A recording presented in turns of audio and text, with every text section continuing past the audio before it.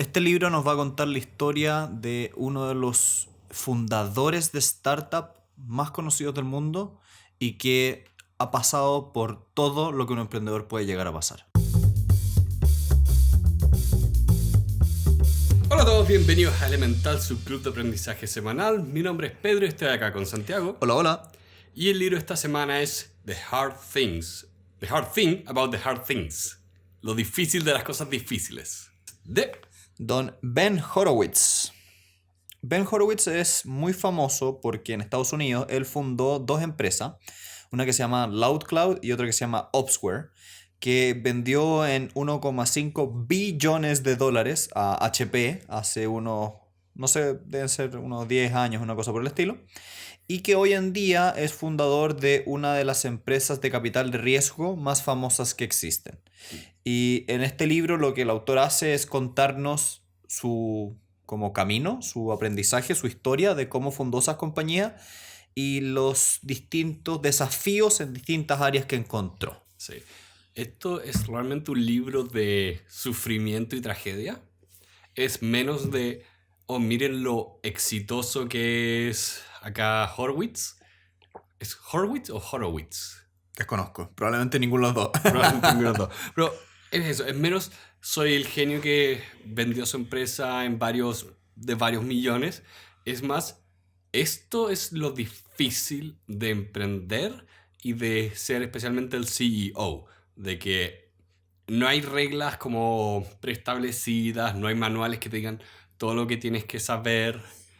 Y él, porque de hecho, él partió estos emprendimientos justo cuando cayó toda la burbuja de Silicon Valley, donde él se manejaba.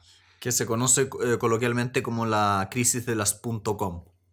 Exacto. Entonces pasó de estar trabajando como lo ponía, estamos operando esta empresa como si es que hubiera dinero infinito, espera, no hay nada. El episodio de hoy día a mí me gustaría enfocarlo un poquitito desde el área de conversar nosotros como emprendedores y cómo hacemos un pequeño símil con la vida de Horowitz, porque Horowitz yo creo que por lo menos las primeras 100 páginas te describe su historia, te la narra así como cronológicamente. Y es genial. Y yo creo que todos, en cierta medida, los que somos emprendedores en algún grado, hemos vivido muchas de estas cosas. Y de hecho, creo que es muy bueno también, por lo menos a mí me sirve, como para mirar un poco más adelante, porque esta persona armó una empresa que fue gigante. Entonces, y la terminó vendiendo. Entonces, a mí me da un poquito la impresión de que la primera mitad del libro a mí me resonó personalmente con mis vivencias actuales. Y espero que no sea tan difícil lo que se viene, pero creo que da buenas luces de lo que le puede pasar a un emprendedor cuando ya tu empresa es más exitosa y estáis pasando por las etapas más difíciles finales, como las más claves, entre comillas. Sí. Porque no es un proceso lineal. Creo que eso fue muy interesante de ver en este libro, porque me acordaba mucho del de Nike. Como ahí, claro, era más, siempre estábamos un poco mejor y siempre estábamos creciendo.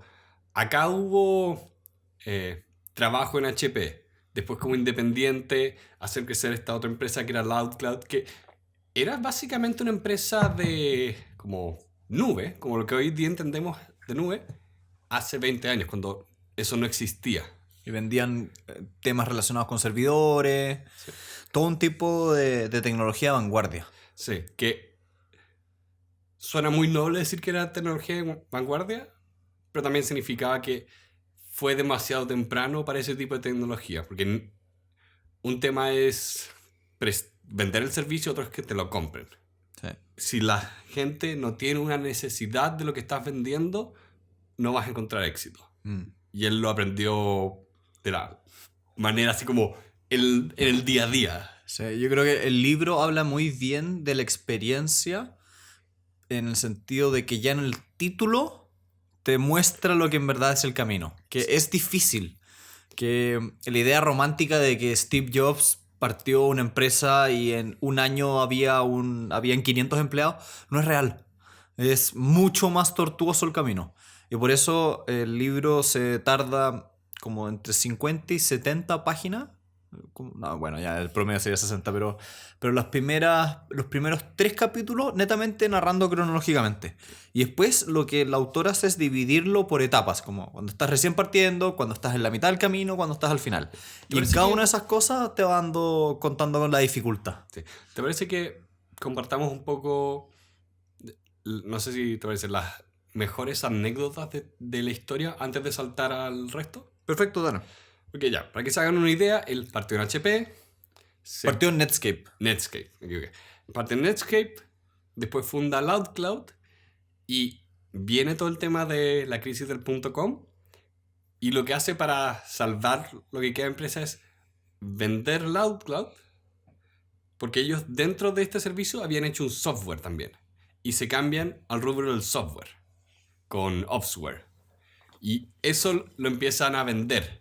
Y acá hay una de mis anécdotas favoritas porque al principio ellos tenían un cliente que representaba el 90% de los ingresos y lo iban a perder.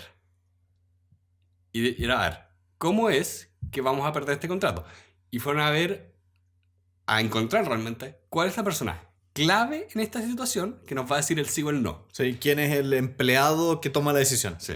Y el libro le inventa un nombre. Porque básicamente se encuentra un sujeto triste y amargado. El tipo decía, prefiero pasar tiempo en el bar del aeropuerto que ir a trabajar o estar con mi familia. Sí. Y ustedes los odio, lo único que quiero es matar este contrato y que se vayan de mi vida. Porque estoy cansado de ver sujetos como ustedes que lo único que hacen es no cumplir con lo que prometen. No me acuerdo si fue él personalmente o fue una de las personas que trabajaba acá. Una de las personas que trabajaba Sí. con él fue el que tuvo este encuentro. Que terminó como pálido. Sí. Y era como, ¿qué tengo que hacer para que tú no votes el contrato? No, tienes que arreglar todos estos problemas. ¿Cuánto tiempo me das? 60 días. El reloj parte ahora. Y se va y llama por teléfono. Tenemos a este tremendo tenemos que hacer algo. Y lo que hacen contra genial es descubrir cuál es ¿cómo se dice? El punto de dolor de esta persona. Y él tenía un pequeño software que amaba, que lo querían reemplazar. Que le hacía la vida fácil, pero había aparecido una competencia que era gratis. Sí. Y ahí esto dice, a ver, ¿quién está haciendo este software que la persona clave ama? No, una empresa pequeña que es pública y vale como $1 millón. Y vale, la compran. La compran y dicen, mira, te queríamos contar que estamos trabajando en las cosas que nos dijiste que teníamos que arreglar y también hace poco compramos esta empresa y el software que ustedes les están entregando y les cobran ahora viene incluido con nuestro contrato también, así que para ti es gratis. Y el tipo es como, los amo ahora. Sí. A mí me gustó mucho la anécdota cuando el tipo contaba que se había juntado a entrevistar a el que iba a ser su futuro jefe de ventas. Y le decían, bueno, este es un muy buen candidato, pero es más o menos raro, no nos gusta mucho. ¿Por qué? ¿Qué tiene? Es que es muy cuadrado. Ok. Pero es cuadrado hasta físicamente. Tiene los hombros muy anchos. Ok. El punto es que le empezaban a hacer preguntas y le decían, bueno, pero explícame, ¿cómo harías tú el canal de ventas? Y el que estaba al frente, que había respondido tan bien todo este rato, empieza a complicarse. Y dice, es que bueno, pero ¿qué pasa? Y el entrevistador, que es el autor del libro, empieza a decir, pero qué extraño, esta persona me estaba respondiendo tan bien, tiene tantas calificaciones positivas, ¿por qué se está complicando? Y después de unos minutos, esta persona dice, ya, ¿sabes qué más? Te voy a decir cómo. Saca su mochila, saca un manual de 500 páginas y dice, bueno, aquí está toda la estrategia hecha. Y lo entrega.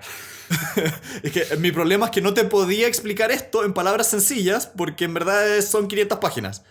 Y el tipo resultó ser un genio de las ventas. Claro. Era un video donde la única como referencia negativa era una persona que contaba una anécdota que el vendedor era demasiado agresivo. Sí, era demasiado agresivo en vender. Claro, y era como, pero necesito eso. Alguien muy agresivo. Sí. Y es una de las distinciones que la menciona más adelante, pero me gustó mucho de cuál es la diferencia entre tiempos de paz y tiempos de guerra. Sí, lo que es un gerente general o CEO de guerra y uno de tiempos normales. Sí, cuando estás peleando por tu vida y realmente no tienes el espacio como para relajarte. Eso Bueno, encontré muy, muy interesante porque a veces cuando tú empiezas a ver como cuáles son los textos y libros que se escriben respecto a este tema, nunca hacen esta distinción. Entonces te presentan una serie de habilidades como positivas o negativas, pero sin entender el contexto. Porque es muy distinto ser bueno en tiempos de paz que en tiempos de guerra. sí. De la mano de eso mismo, el autor también lo toca más adelante, que yo lo he vivido. Es muy distinto cuando tú tienes un ejecutivo en tu empresa, que es un ejecutivo de startups, que un ejecutivo de compañías grandes. Voy a dar un ejemplo muy concreto. Tengo una persona muy de confianza que toda su vida ha trabajado en el sector, esta persona ha trabajado en el sector eléctrico, planificaciones en el sector eléctrico, y es excelente. Es muy, muy bueno, sabe hacer planificaciones muy buenas. Pero el problema que tiene, en cierto sentido, es que él viene de empresas que ya están consolidadas, que tienen 50 años, que ya tienen una base de clientes grande, que son siempre contratos de múltiples millones de dólares. Por lo tanto, es muy distinto planificar para una empresa que ya están dando que para una startup que tienes que hacerlo, que tienes que validar ciertas cosas antes de poder hacer eso. Entonces, muy, muy de la mano lo que tú dices. Es muy distinto el gerente general de un startup que está rajuñando por sobrevivir a una empresa establecida. Es muy distinto en ejecutiva de ventas de una empresa grande como Intel a un startup que recién está partiendo. Ya sé. Entonces, es muy bueno este libro como para hacerte esa distinción y en ese sentido, todos los que somos emprendedores, por lo menos yo me sentí, pero increíblemente identificado con este libro. Sí. Sí, porque no es solo un tema de contratación, a veces es un tema también de autoevaluación. De si tú vienes de un ambiente y estás dando el salto a ser independiente, entender cómo cambiaron tus circunstancias o cuáles son las habilidades que requieres acá o en otras situaciones. Pero bueno, esos son los 3 primeros capítulos que hablan un poquitito de su historia y ya del capítulo 4 en adelante son como los aprendizajes. Y en esto yo quería tocar algunos porque el libro es muy detallado en cuanto a que toca muchos, muchos temas muy distintos. Pasa desde contratación de personal a cómo contratar personas de otras empresas amigas, a cómo ver las ventas, a cómo ver el producto, a todos los ámbitos de un startup. Entonces, tal vez, Pedro, no sé si te parece, pero vamos tocando aquellas partes de los capítulos que más nos llamaron la atención. Vamos. Y para eso yo quería partir con lo que el autor llama la lucha, el struggle en inglés, que básicamente dice, ser emprendedor es difícil. Te vas a encontrar con montones de oportunidades donde te vas a decir a ti mismo, ¿por qué estoy haciendo esta cuestión? ¿Por O no sé qué qué estoy haciendo. no sé qué estoy haciendo? ¿Con quién estoy? ¿Irá a funcionar?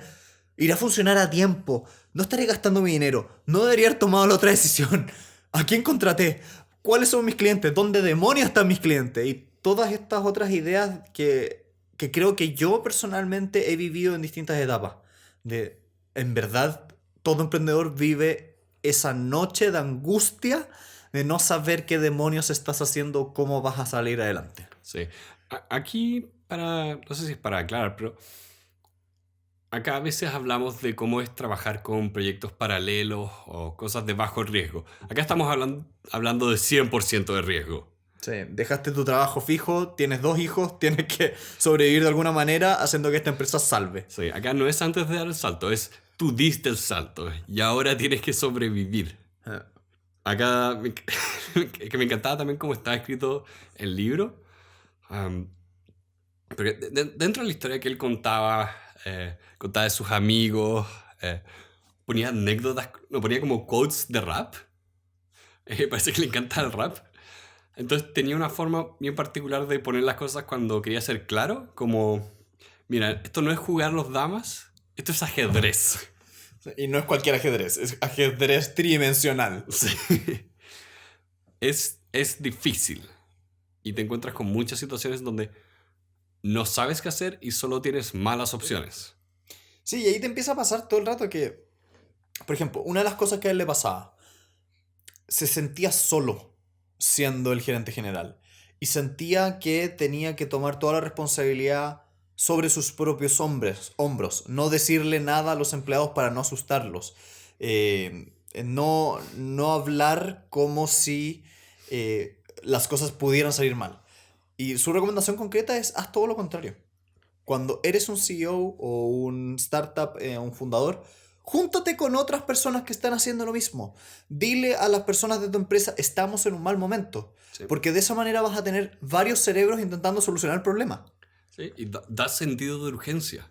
Le estás diciendo, esto no es un tema de buenos modales, es un tema de no morir mañana. Mm. Y fue divertido, justo mientras estaba leyendo este libro también salió el capítulo de este podcast de Happiness Lab, Ujú. que hablaba de el peso psicológico de no reconocer un problema, no comentar que tienes un problema, y cómo eso te empieza a afectar negativamente Mm. en comparación a decírselo a alguien, hablarlo con alguien. ¿Y tú lo has vivido? Sí, sí. Sí, como en el mundo del emprendimiento, ¿cuándo te ha tocado? O sea, fue harto el año pasado, noviembre, diciembre, que estaba bien estresado. Que lo dije, que empezaría a terapia finalmente, al proceso de, reconocer y poner en palabras como el dolor. Mm. Porque la otra opción es que está el tema de la otra opción, de no dejar que las cosas salgan. Es que te pones más irritante, estás estresado y empiezas a como descargar energía en lugares donde tú realmente no lo quieres hacer. Entonces, ahí está como la parte psicológica de por qué esto es una buena idea, de comparte los problemas con el resto de la gente con la que estás trabajando, porque si no confías en tus compañeros de trabajo como para contarles sobre tus problemas y los desafíos del mismo trabajo, estás con la gente equivocada. Sí. A mí me pasa muchas veces que pienso, es relevante cuando no sabes cómo hacer algo, el transparentarlo con tus empleados, porque de lo contrario das una falsa sensación de seguridad que te puede llevar a la muerte como empresa. ¿Sí? Y eso puede ser, ¿cómo dice? Sentencia. Mm. Aquí también, por ejemplo, el autor toca varios temas de despidos. A mí me da un poco la impresión de que tiene que ver con que dentro de su historia él tuvo momentos de auge seguidos por momentos muy difíciles, momentos de auge, momentos muy difíciles. En otras palabras, era como una especie de montaña rusa, sube y baja. Y gran parte de esos momentos de baja él tenía que despedir gente. Y yo te diría que despedir gente es una de las cosas más difíciles que existen. ¿Sí? Rara vez es personal. Rara vez es, ¿sabes qué? Juanito me cayó mal, que se vaya. No, es algo que no está funcionando, no está logrando sus metas, no es no es el verdadero fit para el proyecto. Sí, y uno no puede evitar como sentir empatía por la otra persona. Que es, bueno, la parte difícil de algo difícil.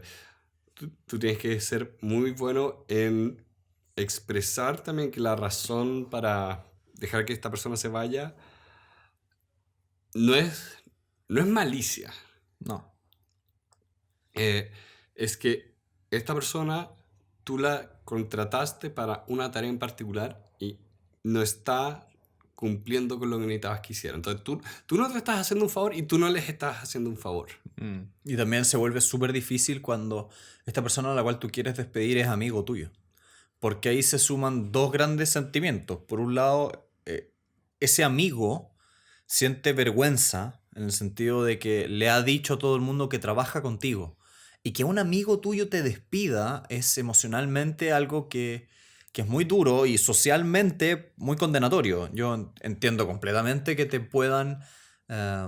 puedan burlar de ti múltiples veces como: mira, tu amigo te echó del trabajo. Y eso también va sumado a un sentimiento obviamente como de traición. Esto del autor habla de: es muy normal de que si tú no eres delicado y no lo haces bien, vas a perder esa amistad. porque entre comillas te sientes traicionado. Yo dejé este trabajo por ir a trabajar contigo y ahora me haces esto. Claro, Eres un desgraciado. claro. Lo entiendo mucho porque viendo desde el punto de vista de los startups, los fundadores habitualmente son amigos. Es raro que los fundadores sean solamente partners porque creen que desde un punto de vista de negocios van a funcionar. No, es porque también hay cierta afinidad. Sí. Y diría que en cualquier lugar es raro tener como un equipo donde nadie se caiga bien. Sí. La O sea, pas- pasa en las empresas grandes, pero los startups no pasa eso. no, porque eres 7 y te tienes que llevar bien con los 7. O más que llevar bien, es un tema A ver, cierta de saber afinidad. trabajar. Sí. La otra vez leía que los dos como anfitriones de Mythbusters Ujú. no son amigos, No, y se odian profundamente. pero trabajan muy bien juntos. Que es curioso, pero eso viene de que entienden las fortalezas y debilidades de cada uno. Mm. Entienden cómo trabaja el otro y qué pueden esperar y cómo obtener resultados. Sí, en ese sentido creo que lo que el capítulo 5 habla es hazte cargo de las personas, el producto y los ingresos o las utilidades en ese orden. Es muy sabio porque en estricto rigor, si no te haces cargo de que el equipo de personas, que el lugar sea un lugar agradable para trabajar, funcione, ni tus productos ni tus utilidades van a existir. Sí. Ahí hablaba harto de qué hacemos con el tema de usar palabras groseras. Sí. Obscenidades. ¿Qué vamos a hacer con las obscenidades? Y él tenía mucho el miedo de que, como estaba en una empresa de tecnología y mucha gente en esa industria usa garabatos a diestra y siniestra, fueran a perder potencial talento. Encontré que le faltó, por lo menos acá en el libro, hacer la pregunta opuesta de si están perdiendo talento por usar este vocabulario. Y más allá del miedo real que tenía él, decía, no quiero tener una empresa donde se permite el acoso, Mm. o el bullying, o esas cosas. Pero ya, por ejemplo, pregunta para ti. Si tuvieras una startup donde tienes 10 personas empleadas, ¿permitirías que se dijeran groserías garabato? Me gusta mucho como él lo pone, que lo decía después de ver una película, que hay una distinción entre usar garabatos y estar realmente acosando a alguien y efectivamente estar como agrediéndolo verbalmente como para disminuirlo, que estés como atacando directamente a esta persona. Mm. A mí me suena como en las películas de negocios donde tienes una cultura súper agresiva, mucho garabato, mucho alcohol, mucha testosterona dando vuelta. Es que eso puede funcionar hasta cierto punto, depende de los equipos. Lo que tú no quieres es que se te arme una cultura donde solo te permite ese tipo de comportamiento o lo premia. Salió en Rockstar, los tipos que hacen el Grand Theft Auto. Por mucho tiempo había un ejecutivo que era ese tipo de persona. Tú vas a salir a fiestas conmigo y si no te gusta, no tienes futuro acá. ¿Ya? Al tipo lo echaron de una manera bien discreta. Es como, ok, alejémonos de este tipo porque si todo esto se destapa, vamos a tener un escándalo. Entonces hay que considerar eso también, que ahora con la cultura de internet puedes tener un escándalo de relaciones públicas porque no estás cuidando el ambiente interno. Ahí el tema del ambiente creo que es un tema que se toca mucho en el libro también y que vale mucho la pena hablar, que tiene que ver con ser un buen lugar para trabajar. Mm. Y en eso el autor cuenta una anécdota de Amazon que a mí me gustó bastante porque dice, mira, Jeff Bezos, el fundador de Amazon, una de las cosas, uno de los valores que él quería transmitir para su empresa era que hubiese austeridad, porque él identificó que en el mundo del retail, el que era el primero, el primer jugador, el más importante del mercado, era el que vendía a menores costos y el que era más, entre comillas, liviano, el más barato posible, porque cuando dos personas venden exactamente el mismo producto, quien gana es el que ofrece el precio más barato.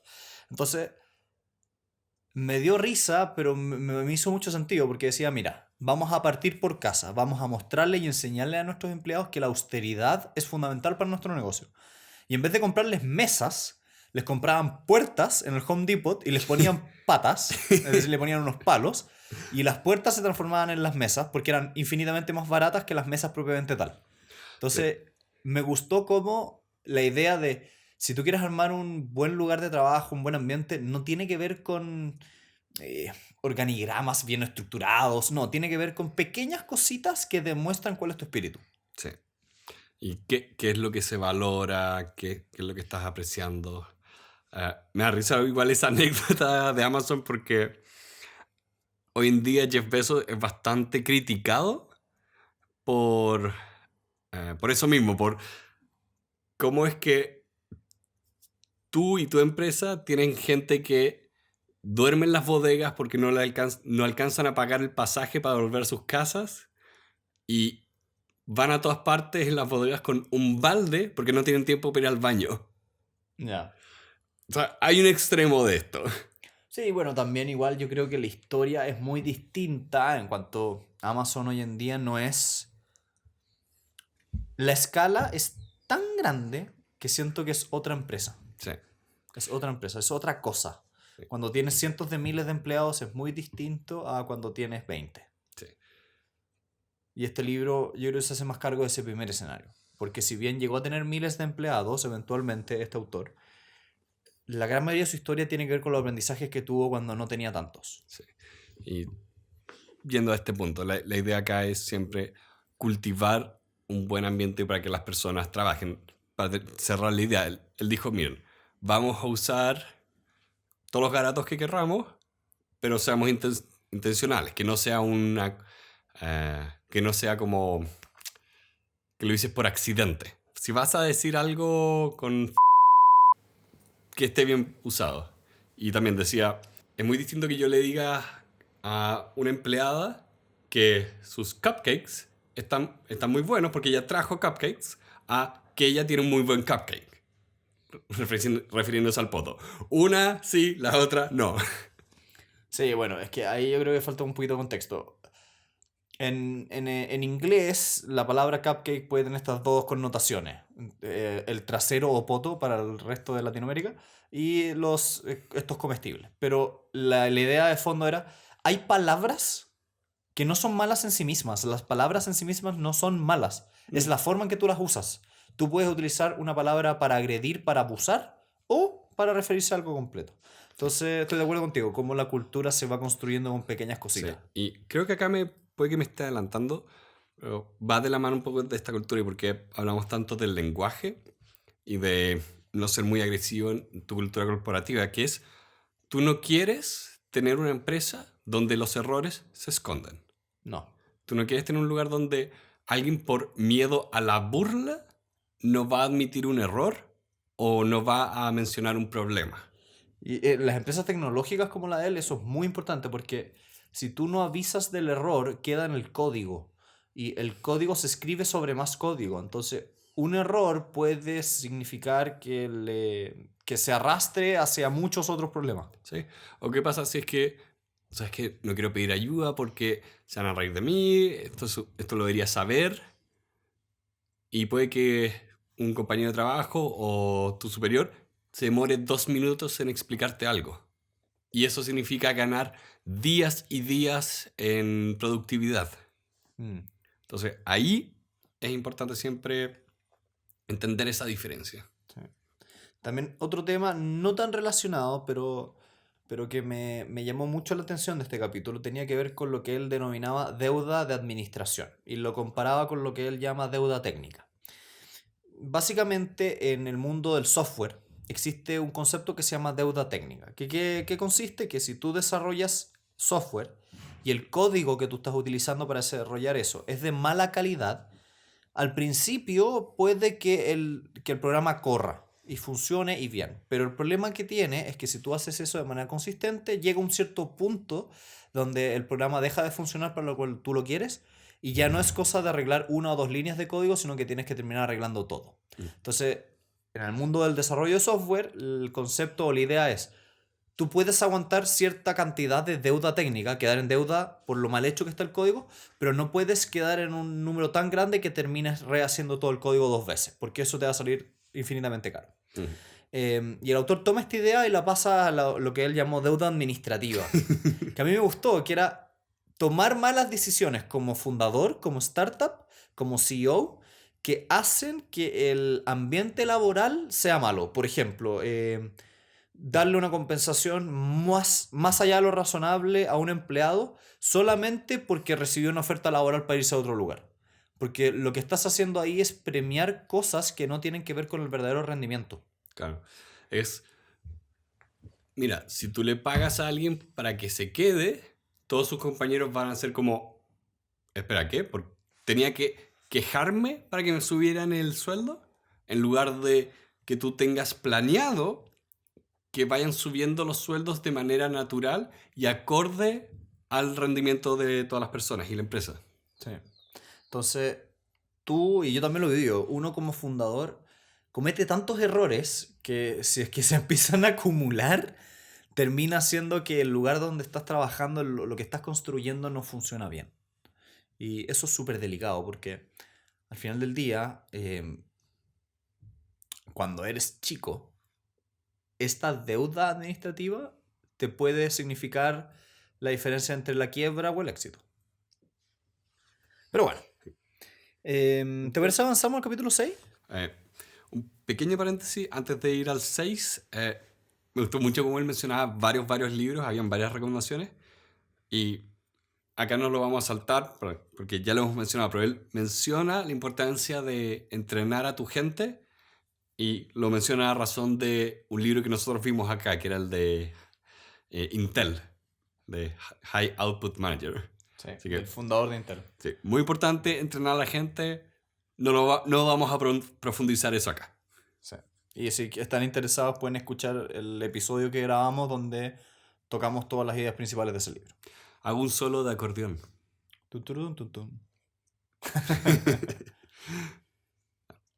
Bueno, respecto al capítulo 6, hay varios temas que son interesantes y uno de ellos tiene que ver con la política, las micropolíticas que hay dentro de las compañías.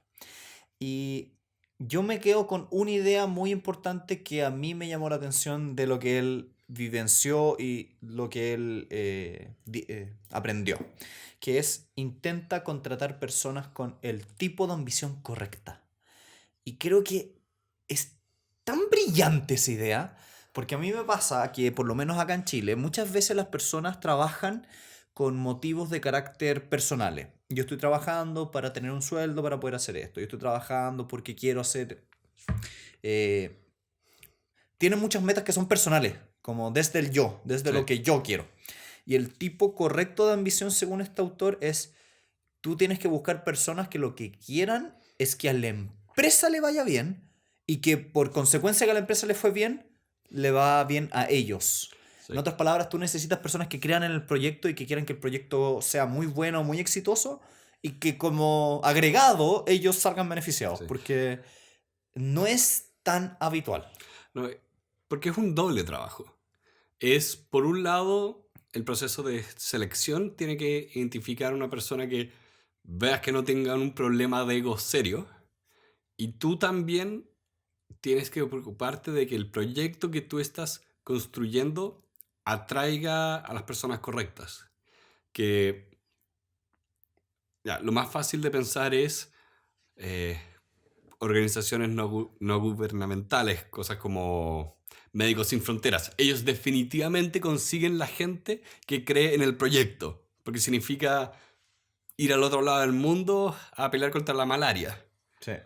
Tú tienes que tomar eso como ejemplo y ver cómo logro que, independientemente de lo que yo estoy haciendo, la gente crea en este proyecto, crean que están ayudando a resolverle el problema a alguien o están creando un producto o un servicio con valor intrínseco. Y eso es un trabajo en sí mismo. ¿Sabes qué? Yo lo veo desde mi experiencia. Es muy difícil. Voy a ser más concreto todavía. Cuando uno se independiza en el mundo de las leyes en general, tú necesitas cierto tipo de personalidades para llevar ese proyecto nuevo, porque el abogado en Chile es una persona de una mente muy conservadora, muy aversa al riesgo, que no está muy dispuesta a dar grandes saltos, a grandes inseguridades, a grandes emprendimientos. Entonces, en mi rubro, encontrar personas que tengan esa ambición de vamos a armar algo, aunque pasemos hambre muchos meses, que después va a terminar siendo algo muy valioso, es rara. Es muy rara. Y requiere cierto tipo de personalidad. No siempre funciona. Es como que Entonces, las personas son complicadas. sí, ¿quién diría? ¿Quién diría? Pero me hace tanto sentido lo que él decía, como cuántas veces contraté personas que, por muy inteligentes que fuesen, eran unos idiotas porque en verdad no estaban interesados porque el proyecto funcionara. Lo único que querían es que les llegara su sueldo a fin de mes. Sí. Y hay un tipo de, a ver, hay un tipo de trabajo que requiere esa persona. No todos, y especialmente en un emprendimiento, donde requieres que las personas den ese pequeño extra. En concentración, creatividad, motivación. Eh, Hace poco vi que existía una diferencia entre el EQ y EQ. El coeficiente intelectual en español. Sí, pero escuché una charla que el tipo decía, como tienes muchas veces gente con alto coeficiente intelectual, pero muy bajo coeficiente emocional. Entonces tienes alguien que no es que esté dentro del espectro autista, ¿es espectro? Espectro, sí. Sí. No, no es que esté dentro del espectro autista, pero es una persona que es muy inteligente, pero realmente no le importan las personas. Realmente no le importan. Sí, es que ahí lo que te pasa es que, ya, a ver, saliendo un poco el texto del libro este, hay diversas teorías y han ido cambiando de diversos autores y diversos psicólogos de que existen inteligencias múltiples, de que existen tipos de inteligencia, inteligencia emocional, inteligencia más propiamente tal dura, etcétera, etcétera. Y ahí estoy de acuerdo contigo, que es bien fácil en esa nomenclatura entenderlo bien, de tú tienes personas que tienen una inteligencia emocional muy baja y una inteligencia como coeficiente intelectual muy alto. Y que yo lo he vivido, yo también lo he vivido, lamentablemente tengo experiencias muy cercanas de personas con los coeficientes intelectuales más altos que yo conozco, pero que no tenían esta parte emocional que hacía fácil el trabajo. Entonces, es un desgaste súper difícil y tienes que aprender a manejar a esas personas. Sí. Porque pueden ser un desgaste para ti o como un desgaste para el resto de la empresa. Sí. Y en ese sentido, ¿sabes qué? Me encantó lo que decía el autor. Porque, ¿para qué quieres una cultura buena en tu empresa? ¿Por qué es una meta en sí misma? ¿Por qué? Qué lindo que todos salgamos temprano y seamos todos felices y nos abracemos, pero ¿para qué? Y me encantó porque era muy frío al decirlo. Decía, mira, la única razón real, o sea, bueno, no la única, pero la más importante, es porque cuando las cosas vayan mal, cuando tu empresa no esté logrando contratos, cuando esté yendo mal, ahí es cuando la cultura es lo único que mantiene al equipo cohesionado y empujando. Porque si la cultura es mala, la gente se va. Sí. Y si la gente se va, tu empresa muere. Entonces la cultura es fundamental para eso. Sí, es un espiral negativo que no quieres entrar. Sí. No quieres empezar a perder contratos, por lo tanto hay menores ingresos, la gente se va el talento, empiezas a obtener peores contratos o no obtienes contratos hasta que mueres. Sí. Hay este es un libro que habla de lucha libre, que no entra en mucho detalle, Ya. pero analiza el caso de varias de estas empresas y como una en su minuto de gloria estaba tomando solo malas decisiones, pero realmente no importaba, hasta que les empezó a ir mal. Y no importaba qué buena decisión tuvieran, nada daba resultados. Cuando el negocio le va bien, no puedes hacer males. Cuando el negocio va mal, no puedes hacer bienes. Y ahí está la típica cosa oculta del emprendimiento, que yo nunca la he visto. Yo he trabajado en el ambiente emprendedor, he trabajado con corporaciones de fomento en Chile, he trabajado con fondos de inversión y nunca he visto un taller que diga cuando las cosas van mal o cuando no estás vendiendo. Porque es como ese secreto oculto de los fundadores de empresas de que si es que sufres o te va mal, no lo dices, como por generar esta ilusión de que tu empresa es buena. El libro que leímos de Starbucks, que Sí, fue nuestra queja. sí. Es una ilusión porque todas las empresas pasan por malos momentos, por momentos bajos. Todos tienen un mes de pésima facturación. Y este autor lo dice con todas sus letras, vas a sufrir. Esto va a pasar. Sí, tienes que anticiparte, tienes que planear alrededor de estas cosas. De hecho, me acuerdo mucho una anécdota muy cercana que tuve hace como 2 o 3 semanas.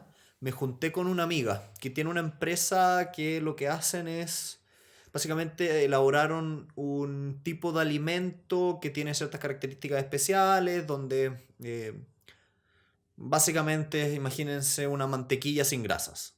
Una cuestión maravillosa. El punto es que conversaba con ella lo difícil que es, a pesar de tener un producto maravilloso, el emprender. Lo solo que estás, la desesperación de no poder vender, de ver cómo se te están yendo los días, las semanas, los meses y no te has dado cuenta, llevan 10 meses y no has podido cerrar una gran cadena que te compre. Y cómo nadie te dice eso. Cómo nadie te dice... Todos como que lo dejan así pasar piolita, te dicen, oye, sí va a ser difícil, pero va a salir bien. Pero nadie te dice, vas a en verdad sufrir. Sí. Acá lo mencionaba más adelante, o sea, más... sí, esto lo decía casi al principio, tú acá lo que tienes que hacer es resistir, sobrevivir todos los días hasta que tengas suerte. Sí. Lo hemos visto antes con Grit. Es la perseverancia, esa habilidad para resistir la adversidad es lo que más marca la diferencia. Vale doble, como decía el libro. Sí. Ese esfuerzo vale doble.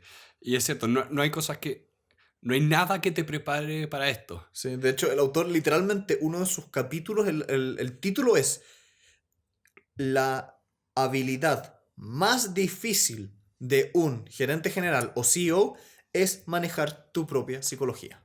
Es soportar esa sensación de estar destrozado en el tiempo. Sí. Con eso que dice, volviendo, como de verdad me gustó cómo está escrito, reconoce la adversidad. O sea, el título en sí ya me encanta, pero tiene títulos como ¿cómo dirigir a la gente cuando no tienes idea hacia dónde estás yendo? Sí. Es ese lenguaje que me encanta. Es que siento que este es un libro, y adelantándome un poco al como el esquema que siempre seguimos en este podcast, pero este es un libro que yo le recomiendo no a personas que estén pensando en emprender, sino más bien personas que ya lo estén haciendo, porque es difícil empatizar con todo esto si es que en verdad no te das cuenta que en realidad te va a pasar. Sí. Hay un fenómeno eh, muy curioso, muy curioso, cuando a las personas nos presentan información de no creer que es verdad. Esto ocurre por un tema de que siempre lo primero que entra a nuestro cerebro creemos que es cierto y hay demasiado mito alrededor del emprendimiento, alrededor de el negocio, la economía, alrededor de todo tiene mito. Mm. Entonces es muy difícil ver algo como que dice, ¿sabes qué? No se trata del héroe solitario, es el equipo. Esto no es un tema de 3 actos donde partiste, tuviste adversidad y después lo superaste todo y ese fue el final de la historia. Acá la historia sigue. Entonces, a veces ver este tipo de información que te dice que es difícil, nadie sabe lo que está haciendo realmente, uno se puede encontrar con esto y decir, no, sí, no le creo. Bueno, de la mano de esto, yo a propósito de otra cosa, yo en la universidad, uno de los cursos que estoy enseñando este mes es pensamiento crítico. Y uno de los sesgos muy típicos que existe al respecto de esto que estamos conversando es que cuando un ser humano recibe información sobre sí misma, por ejemplo, cuando te dicen una característica tuya, el cerebro codifica de una manera distinta la información positiva de la negativa. Por ejemplo, si yo a una persona le digo, tú eres una persona muy apuesta, muy atractiva, la persona que recibe esa frase, va a decir, ah, qué amable, tienes mucha razón, efectivamente soy muy apuesto. En cambio, si tú a esa misma persona tú le dices, eres una persona desagradable, eres una persona incómoda, eres una persona gritona, la persona va a recibir esta información y su reacción no va a ser de aceptación de la información, sino que va a ser de rechazo. Va a decir, yo no soy así, esta persona está equivocada. ¿Por qué? Porque nuestro cerebro tiene una tendencia a aceptar con mayor facilidad aquellas cosas positivas sobre nosotros y a rechazar con mayor posibilidad las cosas negativas. Típico ejemplo que le dicen a las personas como, ¿cuán probable crees tú que vas, si es que contraes matrimonio, a divorciarte? Y la gran mayoría de las personas dice que no, que es imposible, que no es mi caso. Y la estadística dice que probablemente van a mantenerse en la media. El tema acá es que cuando tú ves estos libros que te dicen va a ser difícil, que te dicen no van a haber caminos preestablecidos, que te dicen vas a tener que echar de tu empresa amigos, tu cerebro dice eso no me va a pasar a mí. Yo soy distinto. Y ahí está la trampa. Yo lo he vivido, o sea, siendo Sí. muy autocrítico, yo he vivido esta cuestión de decir, no, si mi emprendimiento va a despegar al tiro porque vamos a trabajar duro y tenemos la... Mentira. Va a ser igual a todos los otros, vas a sufrir. Mira, yo decía que no, yo no voy a ser ese millennial que pasa por 4 trabajos antes de los 30. Creo que desde que empezamos a grabar este podcast he pasado por 4 trabajos. Completa y absolutamente millennial. Sí, es que es difícil aceptar a veces un poco que la estadística existe por algo. Que a ti te va a afectar. Eres un conductor promedio, no manejas mejor que el resto. Sí, porque diría que por acá viene una parte difícil, que de verdad hay cosas que tú no controlas. Y hay cosas por las cuales tú no vas a ver la realidad hasta que te ocurran. O sea, cuando entras a un trabajo que en realidad no estabas tan calificado como pensabas que lo estabas, y la única forma de saber eso es entrar al trabajo, es vivirlo. Hay cosas que la única forma de probarlas es Yendo. yendo. Haciéndolo, sí. O también cosas como, ¿sabes qué? No es tu culpa, pero de verdad esta empresa se va a achicar o tu puesto el día de mañana ya no existe. Sí, pasa, lo automatizaron. Nada que hacer. Nada que hacer. O, ¿sabes qué? La economía está mala, es duro, pero hay cosas que no están dentro de nuestro control. Y ahí viene todo el sentido de injusticia. De ¿cómo es que está pasando? ¿Cómo es que me está pasando esto? Pero pasa. Y no hay como entrenamiento para eso. De lo mismo que acá él decía, no hay entrenamiento para ser CEO. Para ser CEO tú tienes que serlo. O sea, para aprender a ser CEO tienes que ser CEO y tener estas responsabilidades y tener esta carga y vivirlo. De hecho, también el autor, el capítulo final, habla de cómo él ya, habiendo vendido su empresa, crea un fondo de inversión de capital de riesgo. Básicamente son fondos que lo que hacen es invertir en empresas que están recién comenzando, que hay mucho riesgo porque no sabes si les va a ir bien o mal. Y una de las cosas más interesantes que él dice ahí es, yo voy a dedicarme a enseñarle a las personas a ser gerentes generales o CEO a través de una red de personas que ya lo fueron. Sí. Porque por mucho que tú vayas a hacer un curso de ventas, no vas a saber de ventas hasta que realmente vendas. Entonces, es muy desgraciado ser CEO porque un CEO chico tiene que hacer de todo. Tienes que ser bueno y competente en muchas áreas muy distintas. Y eso es muy desafiante. Es muy desafiante, es muy difícil. No tienes como puntos de comparación tampoco. Sí. Porque a menos que tú hayas estado trabajando desde una temprana edad, no sabes lo que es trabajar. No sabes lo que es hacer estas cosas. Bueno, él lo pone de muy buena manera que dice, okay, ¿qué necesitas para aprender a ser un CEO? Es, o sea, sé transparente, sé directo pero no pesado, da constante feedback, no te lo tomes personal. Hay toda una serie de habilidades que uno tiene que tener como CEO, pero todas esas se desarrollan, nadie nace con ellas. Entonces tienes que estar consciente de qué es lo que tienes que estar buscando y dispuesto a aprender. Sí. Yo, de las cosas que más me quedo con este libro es esto de no va a ser fácil y vas a estar obligado a estar aprendiendo constantemente. Sí. Si quieres ser un buen CEO, necesitas aprender constantemente. No puede pasar un día que no aprendas algo nuevo, porque de lo contrario no vas a ser bueno. Sí, no te puedes dar el lujo de estar satisfecho con tus habilidades y tu conocimiento. Mm. Y también sin ser como trágico al respecto. Sí, no es algo negativo, pero es importante reconocer que la curva de aprendizaje del emprendimiento es brutal. O sea, yo lo veo desde mi perspectiva. Yo me independicé hace aproximadamente 2 años y medio, un poquitito más. Y en los primeros 6 meses de independiente aprendí más que los últimos 4 anteriores. Porque la verdad, sinceramente, nadie te explica esto. Que es algo que yo les intento transmitir a mis alumnos en la universidad, como mostrarles un poquitito del desafío de la vida real, como el aula es muy distinta a la calle. Sí. Eso me desagrada un poco. Sí, idealmente sería distinto, pero también ahí yo creo que hay otra cosa, que es que no hay dos personas iguales y Sí. no hay dos negocios iguales Sí. tampoco.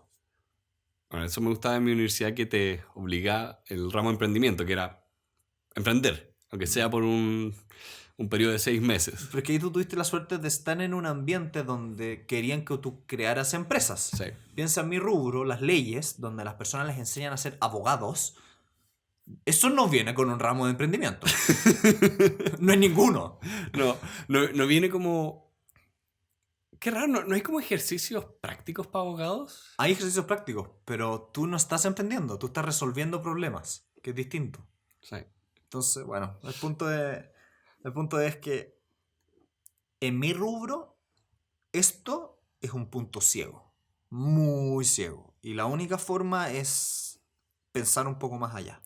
Sí. Bueno, sin entrar en detalles por temas de ser profesionales, muchas de las cosas que tú me contabas de experiencias de abogados, sin decir nombres de nuevo, yo las escuchaba como, esto para mí es un caso de texto de problemas de recursos humanos. O sea, yo iba a mi ramo de recursos humanos y era como, ok, todas estas cosas hacen que todo salga mal. Y tú venías y me contabas anécdotas y anécdotas y era como, ¿qué pasa en los estudios de abogados? ¿Por qué todo se hace tan mal?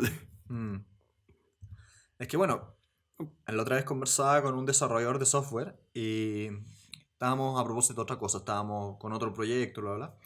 Y una de las cosas que conversábamos es que una de las áreas que se ha estudiado, que son las más lentas en innovación, de las más reacias a cambiar las cosas, son las leyes.